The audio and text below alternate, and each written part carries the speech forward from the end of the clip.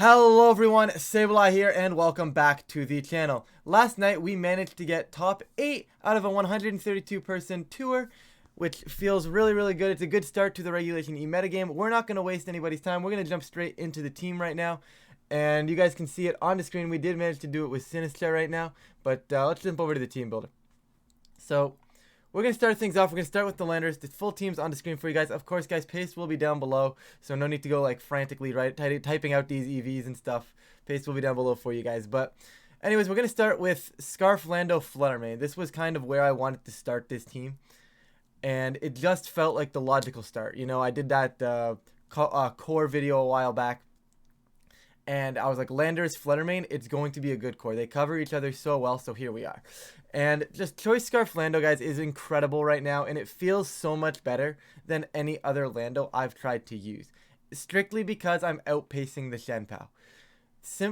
That is such an underrated fact about Scarf Lando, I think. Obviously, it's one of the main reasons to use it, but I don't think it's said enough as to why Scarf Lando is seeing all the success that it's seeing, right? Like, just simply being able to get the Intimidate down, and then you turn out before they can kill you, maybe kill it before they can kill you if they have chip damage done to them already. There's so many good things happening when your Landorus can outpace a Chien-Pao before it dies. You're not forced to Terra quite as often. It just feels a whole lot better, right? But this is nothing too crazy here, guys. This is super standard. Tantrum U-turn, Rock Slide, Terra Blast, your standard set, Terra Flying. EVs, honestly, a little bit of slider-ish numbers, guys. Once again, I hit the bump in attack. I went 141. That's all I really needed. You could make a case for going max speed to outpace Dragapult, but that's not. I don't think that's relevant anymore. Dragapult's not very relevant right now, so we sat around 236. And then, honestly, the HP and the special defense, this was just to see how much favor off the some of those Moonblast rolls that are coming into us. Some general bulk in the HP. But honestly, spread felt pretty good. I wouldn't change too much about it. Just, well, once again, standard Scarf Lando, guys. There is nothing going on there that is like, oh my goodness, this is meta breaking. Honestly, the whole team, nothing is really meta breaking, but the Sinister is pretty cool, right? Anyways, we're gonna jump over here into the Flutter Mane. Flutter Mane, Moonblast, Dazzling Gleam, Shadow Ball, and Charm. I'm gonna talk a little bit about Charm, and I do think there's merit to be said for Power Gem and for Thunderbolt and for Icy Wind. But for me, it was one of those ones where I liked having that option to hinder something. You know? This was always one of those ones where, hey, Flutter Mane's matchup may not be great here, but Flutter Mane can hinder something. It comes in a lot of handy versus Dondozo stuff, because I can just simply click Charm, then cycle out, and then Dondozo's not really doing a lot of damage, right? That's probably the main use I get out of this. But there has been times where I bring in Flutter Mane that's on low health, kind of bait like a Chien-Pao to go for a Sucker Punch, get the Charm off, and they can pivot back out. Charm Flutter Mane feels really cool. I'm not so sure if it transitions into Regulation E very well. Obviously, I did use it in this Regulation E tour, but this might be a little bit left over from Regulation D, because I did bring it to Pittsburgh. But like, I do think Charm is a very viable fourth move on Flutter Mane, especially on the Specs one, because you're never clicking it. Let's be real. We're clicking Moonblast, Dazzling Gleam, Shadow Ball 99.8% of the time anyways, so I'm not really too concerned. Other than that, guys, just pretty standard. Got some decent bulk, has some decent speed. I like being, when my Flutter Mane cannot protect, I like trying to be the faster Flutter Mane, and this was the highest I could really go for, because I didn't really want to drop below 52 special attack, nor did I really want to go lower than this, because I do like being able to sit in front of Chien-Pao and saying, hey, I'm living Icicle Crash. But I like being as fast as I possibly can. I'm not here for those like modest specs Flutter Manes. I think they're good. It's just not my playstyle, especially not when you don't have any speed control. Like on a team like this, I don't have the speed control for like a Tailwind that allows me to go modest. So like, I feel like having the faster Flutter Mane allowing me to say, once the speed control on their side of the field is probably gone, I am probably going to be the faster Flutter Mane. And that's what I like about having a fast Flutter Mane like this, right? There's a very good chance I am just faster. And that's an end game I can play to. That's a win con I can play to. It does suck at times because you do miss some KOs. But overall, I've had no complaints with this spread. It feels pretty good. Moving on to, honestly, my new favorite Pokemon. Well, okay, maybe not my new favorite, but one of my new favorite Pokemon. My favorite Pokemon from the DLC, let's put it that way, after last night. This thing is great. Now, I never really got a chance to battle with it in-game until last night's tour. Honestly, I love this thing. It's amazing. Anyways, besides the point, nothing too, like, meta breaking here with the Water Ogerpon, right? Just your standard Ivy Cudgel. It's going to be a water type move. It can crit. It's good. Hornleech to get some recovery back. I think on the water one, especially, I'm trying to get health back, and I'm trying to be on the field for as long as possible. And that's where Hornleech feels a little better than like a Woodhammer to me. Yes, maybe I don't get an immediate kill on an Urshifu. Maybe I miss an immediate kill over here. However, I feel like the health recovery on the Ogerpon, water specifically, feels a lot better than trying to pick up an immediate kill. This piece is not meant to be taking to be taking names on the field. It does, just simply be in the fact that it's an Ogerpon, but it's not what I'm using to try and put the damage pressure onto my opponents, at least as commonly as you'd think, right? Like my big damage is Landorus, Flutter Mane, Chien-Pao, hands. Those are my four. Like I'm gonna start chipping you down with hands, and I'm gonna clean up with like Flutter and Lando, right? That's really how the team kind of functions. So like Ogerpon is just here. It's nice support, very good damage when it needs to go on the offense, but keeping it on the field a little longer is never a bad thing. Spiky Shield is just superior to protect. Just if they hit into you, they get chipped a little bit, and it just feels incredibly strong. Follow Me. There's a lot of debate on if this should be Follow Me or Swords Dance right now. And I know Fede had Swords Dance on his trainer school team from this past weekend. By the way, in case anybody didn't notice, it is the exact same 6 that Fede ran. Just happened to work out that way. But I am running Follow Me. Fede had Swords Dance. I think there's merit to be said for both. But my concept was, and how I was trying to pilot the team, was that I'm probably bringing one of my 2 grass types.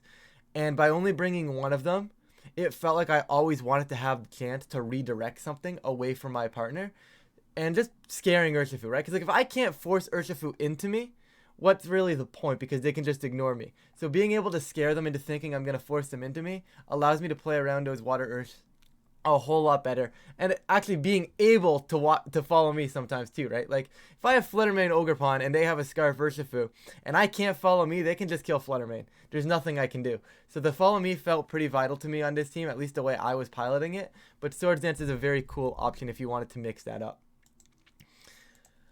Iron Hands, guys, there's nothing crazy here. This is your standard AV Iron Hands, some respectable speed, some dice HP, some max special defense, throw the assault vest on it. I did opt for Terra Fire, and mainly because I was really scared of the Flutter Mane Chi-Yu stuff and like the big offensive tailwind stuff that tends to be paired with those special attackers.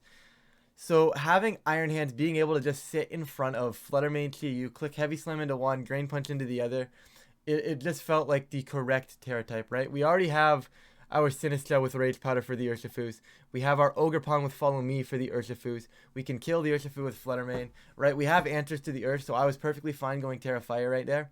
It feels pretty good. My only downside with Terra Fire is you're still weak to the Stomping Tantrum from Lando, which did get a bit dicey. It actually, I think, probably was one of the reasons I was unable to win my top 8 match. But that's besides the point. We'll get into my run in a little bit. But honestly, I've had nothing but great things to say about Terra Fire Iron Hands. It's felt really, really good right now. And like I said, guys, there's nothing crazy here. Drain Punch, Wild Charge, Heavy Slam, Fake Out. I like Heavy Slam over Volt Switch. That's normally a debate that gets tossed around. Volt Switch is great for positioning, and I really do love Volt Switch.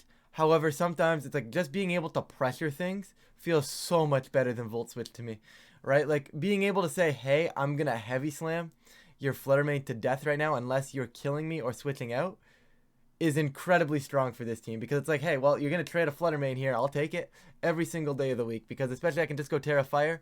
Your Flutter Mane has to think twice. And like, you want to be using Flutter Mane to beat hands. So having the Heavy Slam just feels right. You know, just have one of your answers be like less valuable versus it sort of thing. Chien-Pao, there is nothing to say on this Chien-Pao, guys. This is the same Chien-Pao. Also, having my 4 HP is actually incorrect. I did have 4 in defense. 4 in defense gives me better Surging Strikes rolls. Like I said, though, nothing crazy. That's not like a big factor. It can go anywhere. But once again, there's nothing to talk about this Chien-Pao. This is your standard Terra Ghost Focus Sash Chien-Pao. I like Jolly.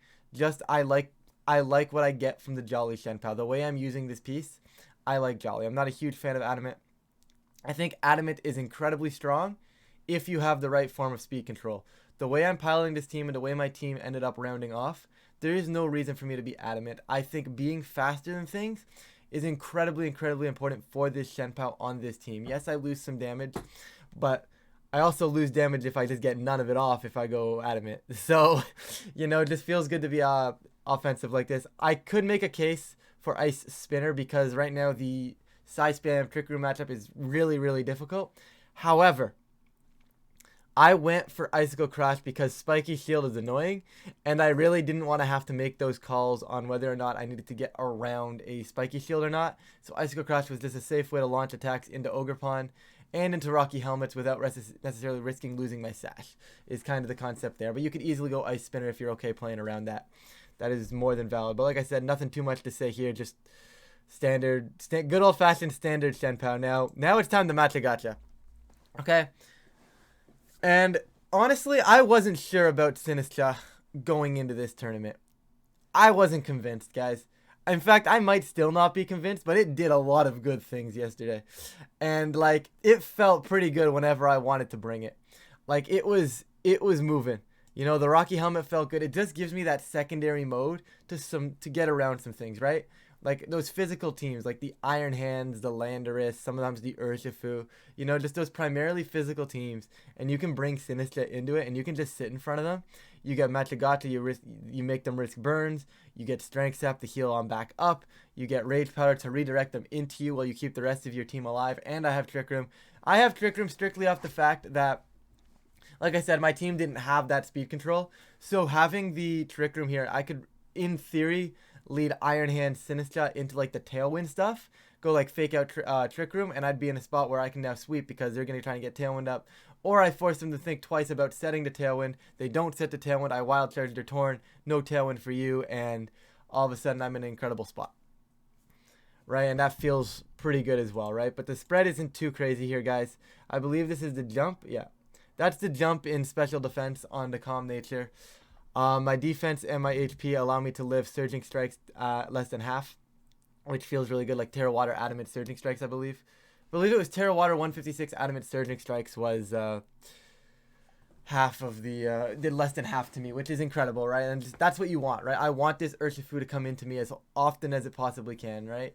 I went Terrifier. Once again, just felt like I needed to be able to resist the Moonblast from Flutter Mane, be able to eat like a Heat Wave if I needed to. It was just a good flip of the switch for the weaknesses that we really needed. You can go Water. Water is very valid as well, but Fire felt pretty good yesterday. But if you really want to, if you're dedicated to beating the Water types with this, I would definitely suggest Water. But that's not something I was dedicated to doing with my SINISTCHA. It was more so just an extra piece that could give me some extra Rage Powder, some extra Trick Room, some extra support if I needed it. And honestly, it did exactly that. Right? And we're just going to go over here real quick. It's basically going to be the lead options on this team. A lot of the times I'm leading Iron Hands, just really, really quickly, guys. It's a lot of the times it's Iron Hands plus a matchup mod. If I think Landorus is looking really, really good in the matchup, I'm probably leading Hands Lando. And then probably either U-turning if the board state's not great, or just dropping Stomping Tantrums if I can.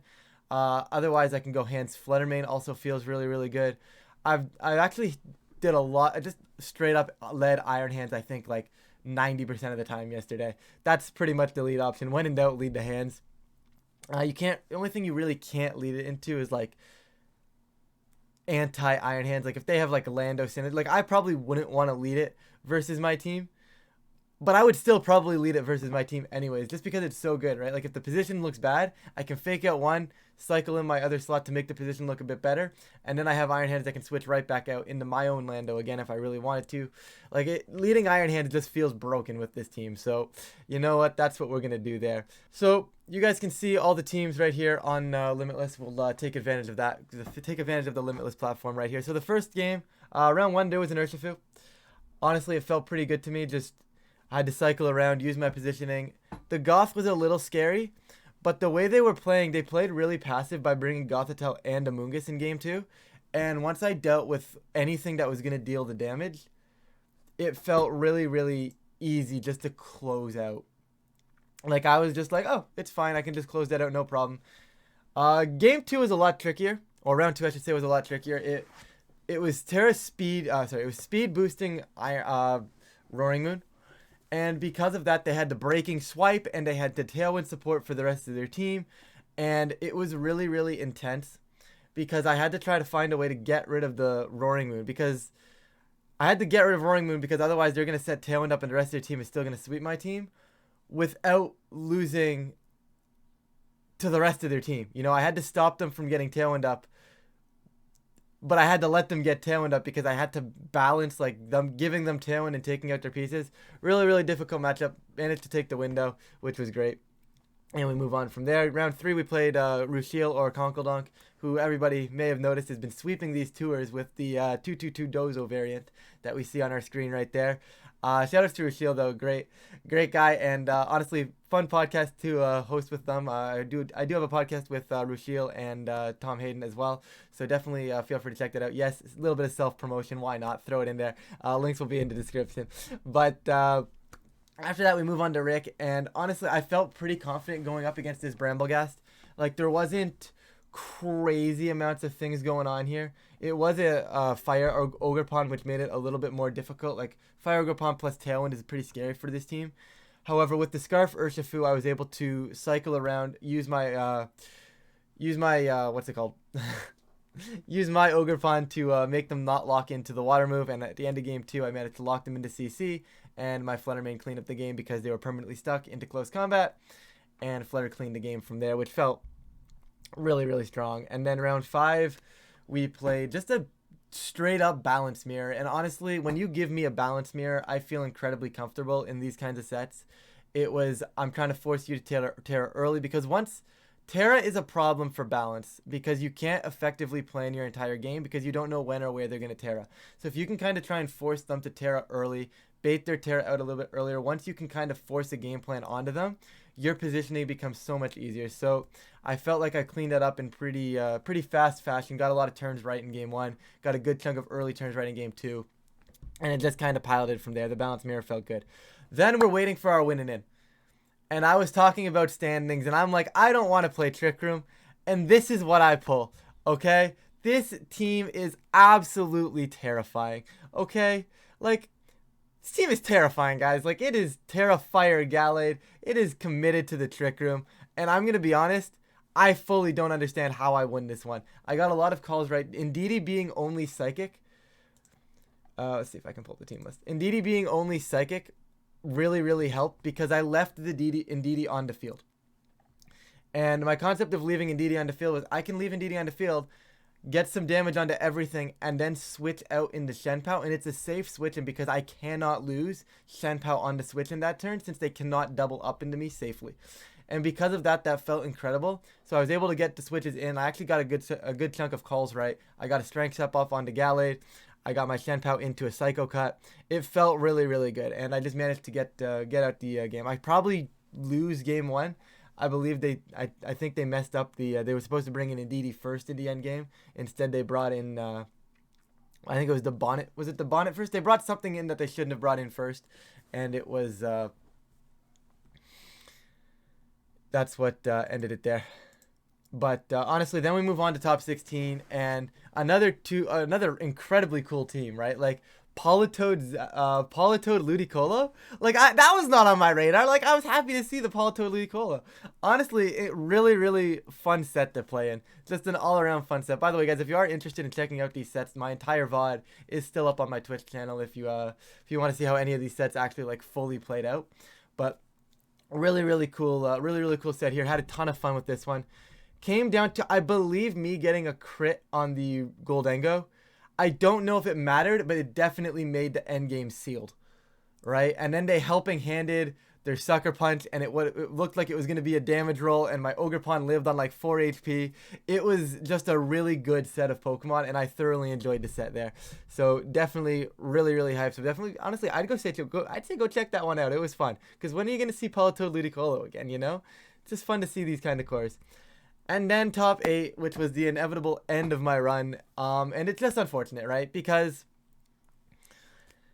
I feel like I could have won this one. It was 1 a.m. and I don't think I played at the top of my game. I'm not making excuses, but I have to list out the facts. I did not play as good as I wanted to play. However, my opponent played incredibly well. They were making the calls they needed to. No discredit to my opponent. They were playing incredibly well. I did miss a Rock Slide, a vital Rock Slide in my opinion, in game 2 on Iron Bundle. So what happened was I Terra-Flying my Landorus to be able to live a freeze dry from the bundle, and I was like, this is fine. This is worth the trade-off if I get the chip damage on the bundle to potentially put it into range of a Sucker Punch. Now, I don't know if it was going to go into range of a Sucker Punch. I don't know if it was going to survive the Sucker after that. It's really tough to say without seeing the damage output that I would have done. Had I gotten it off, though, and had it been in Sucker Punch range, I probably can pull out of Game 2. But the moment I missed the bundle, Game 2 was over. There was nothing I could do to pull out of that. The game was over there. But, like, it was a really good set. They played really well. Unfortunately, the run had to end in top 8. But with that, guys, the team is on the screen right here, guys. Honestly, really, really fun team. I feel like this is how balance wants to shape up in this format. You know, like, this is probably some of the more balancey aspects, balancey team you're going to see. You know, you got the hands, the Ogerpon, Flutter Mane. Lando feels really good on balance as well right now. This is just the most balancey you're going to see. I think you might get a little bit more balancey as the format goes, but honestly, this is probably the balance, or one of the balanced teams you're looking at here. Obviously, you can go with like Fire Ogerpon instead, but I feel like that makes it more of an aggressive balance because Fire Ogerpon does more damage, right? Like I like to having the bulkier, the water one. It just felt really, really nice, you know, just to have these pieces. But with that, guys, that's going to wrap this one up for me. Thank you all so much for watching. If you guys did enjoy the video, please feel free to leave a like and subscribe. It really does help out the channel. But either way, I'm going to stop rambling. I'm going to get on out of here, and I will catch you all in a future video.